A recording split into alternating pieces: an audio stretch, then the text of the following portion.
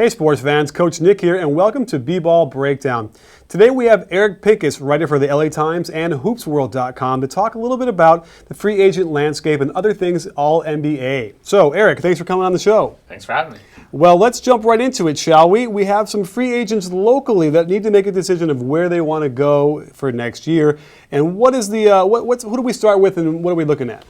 Well, locally in Los Angeles, we've got Dwight Howard and the Lakers. We've got Chris Paul and the Clippers. The Clippers just they didn't rehire Vinny Del Negro. And so the sense is that Chris Paul is going to return. He hasn't said anything publicly, but I think it's safe to say that he's going to return. Now, a number of teams will still pursue him, but I think Chris will return. Dwight, on the other hand, I'm not sure what he's going to do. I don't know if Dwight knows just yet what he's going to do. The Lakers are not a team with young players.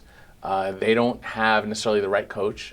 You can debate that, but I don't know if they have the right coach for Dwight Howard. They might have the right coach for something else, Steve Nash and maybe a rebuilding movement. But for a big man like Dwight Howard, I'm not convinced that he's happy playing for D'Antoni, playing for the Lakers with no guaranteed future. Now down the road, the Lakers would like to get a star in 2014. They're looking at the Miami Heat struggling to get past the Indiana Pacers, and maybe they can make a run at LeBron. That's certainly someone they're interested in. It would be nice to have Dwight Howard to lure LeBron, but Dwight has to make that decision now. So it's not quite clear, but I think the Clippers have the better chance right now. Dwight could end up in Houston, he could end up in Dallas, he could end up even in Atlanta where he's from. So the story of Dwight Howard, I think, will carry us for most of the summer. So there isn't going to be a little package deal here where both Chris Paul and Dwight Howard go somewhere together? Well, there's no team that really can afford both, and that's just the truth. Now you could find, maybe the Hawks are the closest to that. If they dumped Al Horford, they might be able to get a deal where they get both of them. I don't think that's realistic. The Houston Rockets don't even have enough to get Dwight yet. They would have to clear space to do so. The Dallas Mavericks, same thing. If they got rid of Dirk, then yeah, they can go after both. So I don't think a package of both, unless it was something like going to the Lakers or the Clippers. They were both going to neither team has the cap room to do it either. So I don't see any way that those two guys play together next year.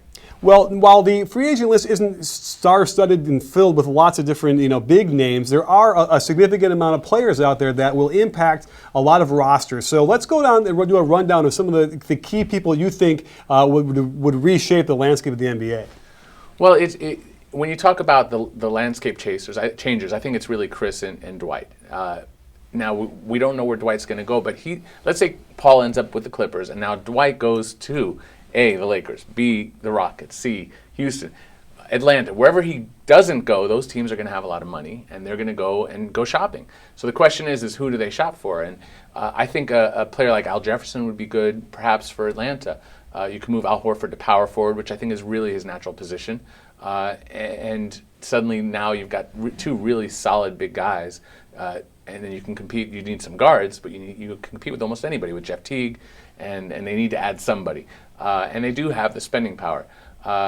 David West is a free agent. I love what he's doing in Indiana. The Pacers need to keep him. I mean, I don't see how they can let him go after everything that's going on right here. Josh Smith, now if the Rockets don't get Howard, I think Josh Smith fits in Houston pretty well. That's a team that is really offensively, they can score. They don't defend very well, and I think Josh Smith adds something. Now, he's imperfect in a lot of ways, but he blocks shots, he's athletic, he rebounds, and I think they'd be able to make it work in there as well. Monta Ellis might opt out. That's a high-volume scorer, not necessarily the most efficient scorer, but he's a fun guy to add to a team. I'm not sure if that's a landscape changer. Andre Iguodala might opt out of his contract in Denver. I think that's an interesting player because he's the ideal number 2 guy on a team. Number 1 guy, no, but I think he's likely to stick around. I think Denver is a good place for him as well. Wow, I can't believe Monta Ellis actually has gotten a bad rap for a lot of his career. I feel like given the right circumstances and the right team, he could actually be a guy kind of like what we saw Jamal Crawford for the first half of this year. A guy who can come off the bench and light it up and not kill you on the defensive end if you put him in the right situation. So do you have any inkling of what he might where he might end up? Well, the rumors are that Milwaukee likes Monta, and they should. I mean, he's a fun guy to have on your team. He plays with a lot of heart, and he can score in bunches. And defensively, I've seen him play defense. He can play defense. it just has to be in the right situation. So if you put him on a team that makes up for his weaknesses, he's a two guard who doesn't have great height. He's a point guard who isn't really a point guard. But I've seen him even play defense hard against Kobe Bryant, even though he was undersized. In the right situation with the right big men behind him. I don't know if that's in Milwaukee. I don't know where he's going to end up. He's a tough one to call. But it'd be interesting. I don't think Danny Ferry, who is a very analytical type of GM, and he's a very shrewd GM, they have cap room there. And if you could start to say, well, what about Al Jefferson and Monta Ellis with Al Horford and Jeff Teague? I don't know if the numbers will work, but you could start to kind of put together a team. I don't know if that's a great team, but it's an interesting team. So it's a tricky. Monte's a tough one to call. Well, let's move on to another Eastern Conference team that really didn't benefit from a trade that happened this summer, which was the Andrew Bynum part of the deal. The only thing that he kind of improved on, I think, was his hair. Oh. What's going to happen with him? Some of his hairstyles were scary, and Andrew I've known since he was 17, and he's kind of, he's different than when he first got here. He didn't play a game all year. That's a problem. I mean, there's a guy who isn't guaranteed, but as close to guaranteed to get hurt and miss 30 games a year minimum. And so how much do you pay a center who could be the second or third or fourth or top center in the league if he was healthy? What do you do? What do you pay him when he's probably going to miss 30 games, has a questionable attitude, and I don't know where he ends up. I don't know what GM is going to risk their job signing this guy, and I don't think any team can give him a long-term deal. Now, if you sign Andrew Bynum for 1 year at say $15 million, I'd say that's interesting, and that's a good risk. If you sign him for $50, $60, $70 million, I think you're basically torpedoing your own job. I just think it's a danger. Stay away. I don't think the Sixers should re-sign him unless it's for a short deal, because it's a guy who sadly hasn't been able to stay healthy, and it's a shame because when he's been healthy, there have been moments where Andrew Bynum offensively has been an impressive center. I mean, there were times with him and Kobe where he looked like he was the best center on the planet, even better at times than Dwight Howard, especially with his array of post moves. I mean, he's a better offensive scorer than Dwight Howard, but if he's not on the floor and he's not healthy, that doesn't do anything for you.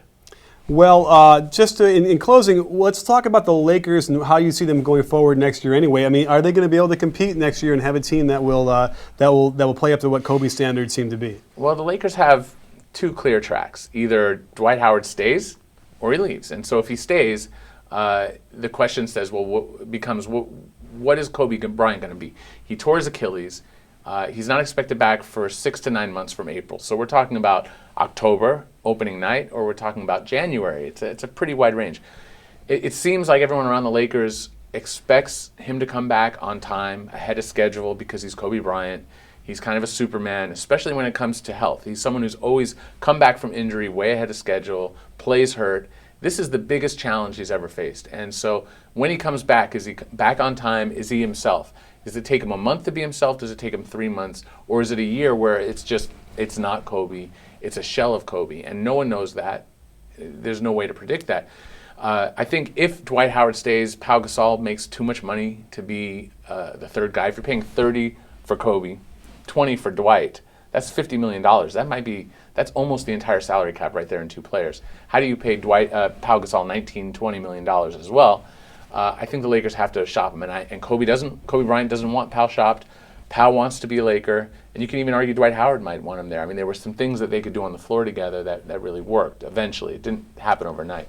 But I think ultimately, for the money, they're going to be paying $180 million in payroll if you count the tax with someone like Pau. So unfortunately, I think he's a casualty. Now, if Dwight were to leave, then I think they keep Pau, and they let the cards fall where they may, and in 2014, in either case, whether Dwight's there or not, I think 2014, that's when they go shopping, and the Lakers haven't been under the cap since they got Shaquille O'Neal, and they have the Laker vision of going after the best player, and the best player could be in 2014 LeBron James. So the Lakers are hoping that they lose this series and that the situation in Miami changes. Right now, to me, it looks like a pipe dream, but I think a lot of people thought Shaquille O'Neal was a pipe dream, and Dwight Howard was a pipe dream, and Pau Gasol for Kwame Brown was a pipe dream, and yet the Lakers seem to always bounce back. So we'll have to see if they continue that Right. Well, we'll have to find out coming up because it'll be a very interesting summer as the free agency blossoms into a hard and fast marketplace. Well, Eric, thanks for joining us on B-Ball Breakdown. It was a terrific conversation, always enlightening. And don't forget, at B-Ball Breakdown, we're not a channel, we're a conversation. You in? Are you in, Eric? I'm always in. Let's do it.